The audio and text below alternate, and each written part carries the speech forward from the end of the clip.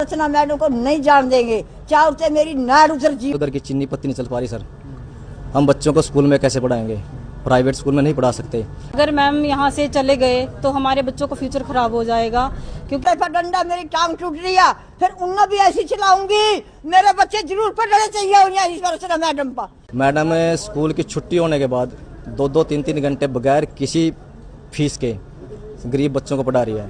तो इसका तो एक ही कारण हो गया, तो स्कूल का ताला लगेगा अगर घर पे बच्चे बैठेंगे, या फिर जिनका मामला ये है कि ये जो बच्चे आप सामने देख पा रहे हैं, बहुत सारे ऐसे बच्चे हैं जो प्राइमरी स्कूल में पढ़ते हैं खेड़ी रामनगर के, लेकिन पिछले कुछ दिनों से वो स्कूल नहीं जा रहे हैं। उसका कारण जो हमने पूछा वो पता चला है कि वहां कोई रचना नाम की हेड मैडम है जिनका पिछले दिनों तबादला कर दिया गया है। वो बच्चों को अच्छे से पढ़ाती थी और प्रतिवर्ष जवाहर नवोदय विद्यालय में भी वहां से बच्चे चयन उनका हुआ है। तो इनका ये कहना है कि मैडम को किसी षड्यंत्र के तहत उनका तबादला, उनका ट्रांसफर किया गया है। तो इन सब की ये मांग है कि मैडम को गांव में वापस बुलाया जाए, अन्यथा ये बच्चों को तब तक स्कूल नहीं भेजेंगे। इनके बच्चे आहत हैं। आप गरीबा के बच्चे हैं, अच्छी तरह रचना मैडम पढ़ाती है। आम गरीब आदमी है, आम मतलब प्राइवेट में नहीं पढ़ा सकते हैं। हमारी रचना मैडम इतनी अच्छी है, हम जितने यहाँ हमारी वीडियो बनाएंगे फिर मैं उन्हें भी साथ में लेऊंगी। और फिर ये मेरे पर डंडा मेरी टांग टूट रही है, फिर उन्हें भी ऐसी चलाऊंगी। मेरे बच्चे जरूर पढ़ने चाहिए इस रचना मैडम पर। क्या कारण है? मेरी रचना मैडम नहीं है, उड़ानी चाहिए। उनका ट्रांसफर क्यों किया, क्या कारण है? उनका कारण यूँ है, तुम्हारी नहीं सुनेंगे, वो तुम्हारी सुनेंगे, हमारे सुनने पर के हमारे बच्चे वहाँ भी उनका आदर सम्मान करूंगा।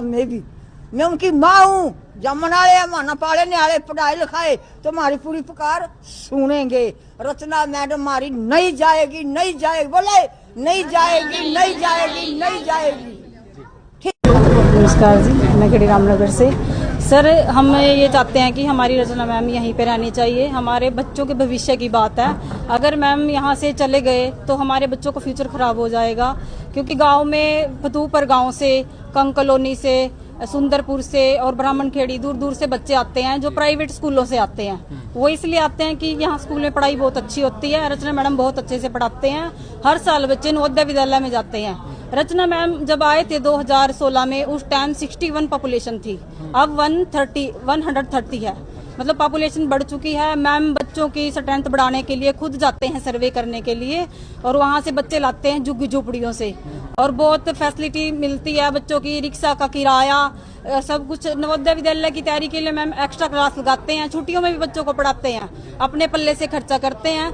तो हमारी डिमांड ये है कि रचना मैम यहाँ से नहीं जानी चाहिए। अगर रचना मैम नहीं आए तो हम बच्चों को स्कूल नहीं भेजेंगे, स्कूल का लॉक लग जाएगा और हम स्कूल पे धरना धर के बैठ जाएंगे। तो ट्रांसफर क्यों हुआ है, क्या बात हुई थी, क्या कारण? ये तो सर हमें मतलब पता ही नहीं लगा, वजह क्या है, रीजन क्या है। मैम का बस यही पता लगा मैम यहाँ से डेपुटेशन पे चले गए हैं। हाँ, डेपुटेशन पे चले गए हैं सेक्टर 4 में। आपका नाम?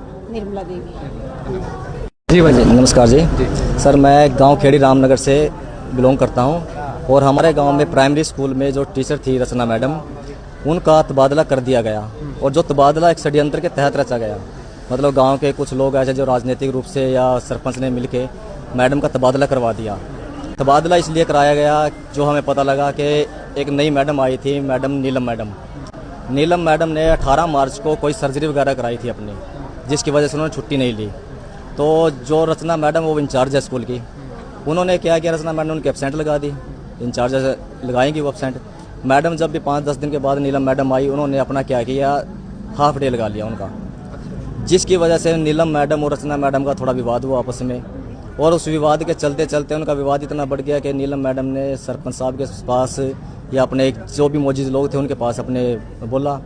तो जो इन्होंने क्या किया, उस बात का एक मुद्दा उठा लिया, उस बात को घुमा फिरा के एक राजनीतिक रूप देकर मैडम का तबादला करवा दिया गया। लेकिन ये रचना मैडम 2016 से हमारे स्कूल में पढ़ा रही। हमारा स्कूल 2016 से बिल्कुल जीरो लेवल पे था।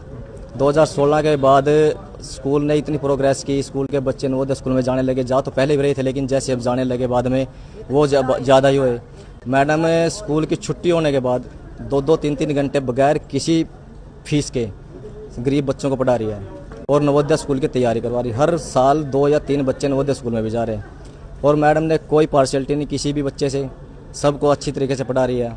हम चाहते हैं कि हमारी मैडम दोबारा हमारे स्कूल में ही आए, हमारे बच्चों को पढ़ाए, क्योंकि हम लोग दिहाड़ी मजदूरी करने वाले हैं। हमारे पास इतना ब्योंत नहीं है कि हम अपने बच्चों को किसी प्राइवेट स्कूल में पढ़ा लें। ये जनरल कास्ट वाले हैं, जो भी है कुछ भी लगा लो, या कोई नौकरी पेशा वो तो पढ़ा लेंगे। हमारे पास तो घर की चीनी पत्ती नहीं चल पा रही सर। हम बच्चों को स्कूल में कैसे पढ़ाएंगे? प्राइवेट स्कूल में नहीं पढ़ा सकते। तो इसका तो एक ही कारण हो गया, तो स्कूल का ताला लगेगा अगर घर पे बच्चे बैठेंगे, या फिर रचना मैडम को वापस बुलाया जाए। और अगर प्रशासन ने रचना मैडम को बदलना ही है तो जब दो टीचर का विवाद है तो दोनों को बदल दो। एक के साथ पार्शियलिटी नहीं होनी चाहिए ना, एक के साथ अन्याय क्यों सर? तो दोनों को बदलो तब। तो हमारी तो मांग सर यही है कि हम हाथ जोड़ के प्रार्थना करते हैं प्रशासन से भी और अपने गांव के उन लोगों से भी जिन्होंने ये षड्यंत्र रचा कि ऐसा कोई भी राजनीतिक मुद्दा ना बनाए जिससे हमारे बच्चों के भविष्य पर प्रभाव पड़े कुछ भी। आपका नाम है? मेरा नाम गुरदास कुमार है सर। हाँ जी, नमस्ते सर। मैं शशि, खेड़ी रामनगर गांव की निवासी हूँ।